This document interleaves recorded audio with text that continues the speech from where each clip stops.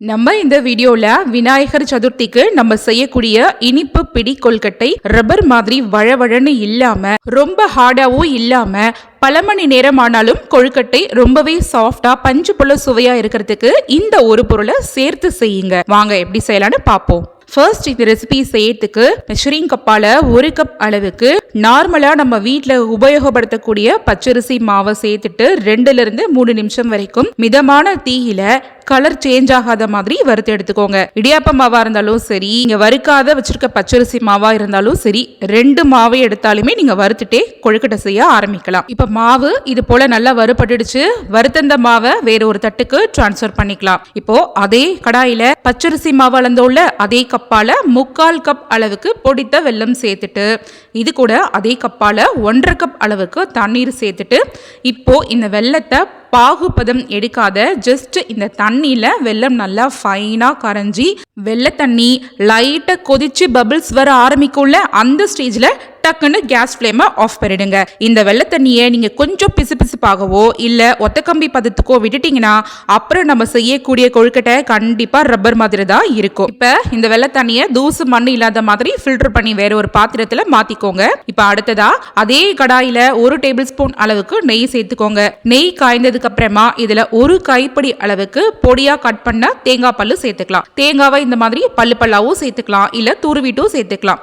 இந்த மாதிரி சேர்க்கும் போது தேங்காய் வாயில கடிப்படும் போது ரொம்பவே டேஸ்டா இருக்கும். இப்போ தேங்காய் இந்த மாதிரி நிறம் மாறி வந்ததுக்கு அப்புறமா இதுல 1 டேபிள் ஸ்பூன் அளவுக்கு வெள்ளை எள்ளு, 1 டேபிள் ஸ்பூன் அளவுக்கு பாசிப்பருப்பு சேர்த்துட்டு இது 3த்தையுமே மறுபடியும் ஒரு 1 நிமிஷத்துக்கு மட்டும் வறுத்துக்கலாம். இது 3ம் வறுபடக்கூடிய வாசம் நல்ல கமகமன்னு வரணும். பாசிப்பருப்பை 5 நிமிஷத்துக்கு தண்ணியில ஊற வச்சுட்டு இதுல சேர்த்து செய்தாலும் செய்யலாம், அல்லனா இந்த மாதிரி ரோஸ்ட் பண்ணிட்டு செய்தாலும் செய்யலாம். எப்படி செஞ்சாலுமே ரொம்ப சுவையா இருக்கும். இப்ப இதெல்லாம் நல்லா ரோஸ்ட் ஆனதுக்கு அப்புறமா நம்ம ஃபில்டர் பண்ணி வச்சிருந்த வெள்ளை தண்ணி கரைசலை இதுல சேர்த்துட்டு கொழுக்கட்டையோட தித்திப்பு சுவையை நல்லா என்ஹான்ஸ் பண்ணி காட்டுறதுக்காக 2 பிஞ்ச் அளவுக்கு டேபிள் சால்ட். கொழுக்கட்டை நல்ல மணமா சுவையா எவ்வளோ நேரம் ஆனாலும் நல்ல சாஃப்டா பஞ்சு மாதிரி இருக்கிறதுக்கு 1 டேபிள் ஸ்பூன் அளவுக்கு சுத்தமான தேங்காய் எண்ணெய் இதுல சேர்க்கணும். இந்த சமயத்திலயோ வெள்ளை தண்ணி கரைசலை கொஞ்சம் பிசுபிசுப்பாகவோ இல்ல பாகுபதத்துக்கு போக விடாம லைட்டா அந்த மாதிரி தலதலன்னு கொதிக்குள்ள அந்த ஸ்டேஜ் வந்தோடனே டக்குன்னு கேஸ் ஸ்டவை ஸ்விட்ச் ஆஃப் பண்ணிட்டு நம்ம ஆல்ரெடி தயாரா வறுத்து வச்சிருந்த அரிசி மாவை கொட்டி நல்லா கலந்து விடுங்க. இப்ப பாருங்க, நம்ம சேர்த்திருக்க தண்ணி எல்லாத்தையுமே இந்த அரிசி மாவு கரெக்டா அப்சர்வ் பண்ணிட்டு இந்த மாதிரியான ஒரு கொழுக்கட்டை மாவு பதத்துக்கு கரெக்டான கன்சிஸ்டன்சிக்கு வந்துருச்சு. மாவு இந்த மாதிரி கடாயில ஒட்டாதபடிக்கு நல்லா இது மாதிரி திரண்டு உருண்டு வரும்போது அடுப்புல இருந்து பாத்திரத்தை இறக்கி கீழே வச்சுட்டு மாவு நல்ல முழுமையா ஆறுனதுக்கு அப்புறமா கை வச்சு நல்லா சாஃப்டா சப்பாத்திக்கு மாவு பிசைற மாதிரி ஒரு 2 நிமிஷத்துக்கு நல்லா சாஃப்டான டோவா பிசைஞ்சுக்கோங்க. அவ்வளோதான், கொழுக்கட்டை மாவு தயார். இப்போ இந்த மாவை எடுத்துட்டு கையால் இந்த மாதிரி உருட்டி பாருங்க. மாவு பிசுன்னு ஒட்டவே ஒட்டாது. அதே சமயம் மாவு அழகா பந்து மாதிரி மெத்துன்னு திரண்டு கையில் உருண்டு வரும். இதுதான் கொழுக்கட்டை மாவோட சரியான பதம். இப்போ நம்ம கொழுக்கட்டை பிடிக்க ஆரம்பிச்சிடலாம்.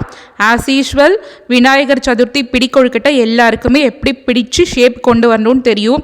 அதே போல தான் வேண்டிய அளவு மாவை கைகளில் உருட்டிட்டு இந்த மாதிரி அழகாக ரொட்டேட் பண்ணிட்டு நம்ம விரல்களை வச்சு அப்படியே பதிச்சு எடுத்தோம்னா பிடி கொழுக்கட்டை ரெடி.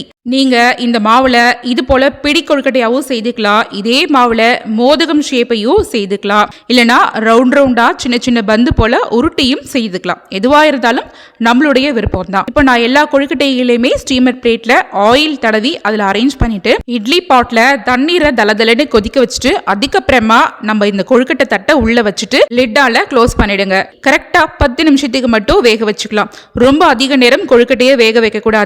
கரெக்டா 10 நிமிஷத்துக்கு ஆவியில வந்ததுக்கு அப்புறமா கொழுக்கட்டையை வெளியில எடுத்துட வேண்டியதுதான். இப்ப பாருங்க கொழுக்கட்டை எந்த அளவுக்கு பர்ஃபெக்டா வெந்து வந்திருக்குன்னு. ஓகே ஃப்ரெண்ட்ஸ், நீங்களும் வர்ற விநாயகர் சதுர்த்திக்கு எவ்வளோ நேரம் ஆனாலும் பூ போல சாஃப்டா இருக்கிற இந்த கொழுக்கட்டையை கண்டிப்பா உங்க வீட்டில் நீங்களும் ட்ரை பண்ணி பாருங்க. ரொம்பவே சுவையா சாஃப்டா இருக்கும். ஓகே, இந்த பிடி கொழுக்கட்டை ரெசிபி பிடிச்சிருந்ததுன்னா இந்த வீடியோவை உங்க ஃபேமிலி அண்ட் ஃப்ரெண்ட்ஸ் கூட நிறைய ஷேர் பண்ணிக்கோங்க. மறக்காம சூப்பர் கிச்சன் சேனலையும் சப்ஸ்கிரைப் பண்ணிக்கோங்க. தேங்க்ஸ் ஃபார் வாட்சிங்.